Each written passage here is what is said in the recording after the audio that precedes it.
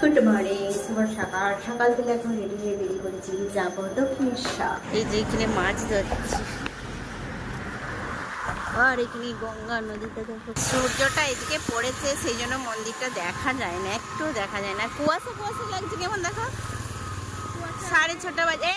এখানে মা কালীর মন্দিরটা খুব সুন্দর।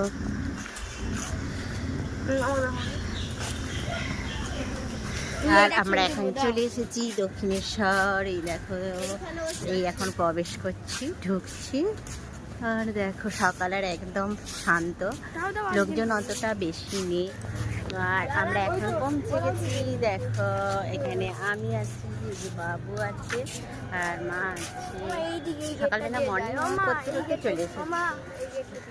আমি চাকরি খুঁজে দেখতে দাঁড়িয়ে থাকতে দারুণ লাগে সকালবেলা।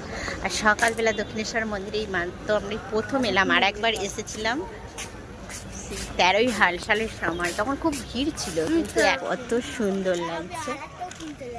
যে মূর্তি দেখো, এখানে মন্দিরগুলো পুরো আছে। আজকে এখনো রোদ বেরোয়নি কেন বলতে, বেশ ভালো আবহাওয়াটা। এবার চারদিকটা মন্দির। এখন বাজে কটা বাজছে বলতো,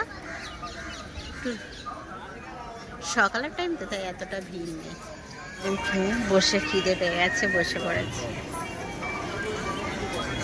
না, স্কাইঘরের উপর দিয়ে হাঁটছি, ট্রেন ধরবো।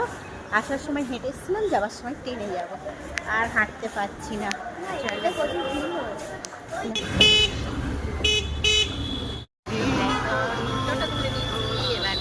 ভেবেছিলাম ট্রেনে যাব, কিন্তু ট্রেন আসতে দেরি, সেই জন্য টোটোতে উঠে পড়লাম।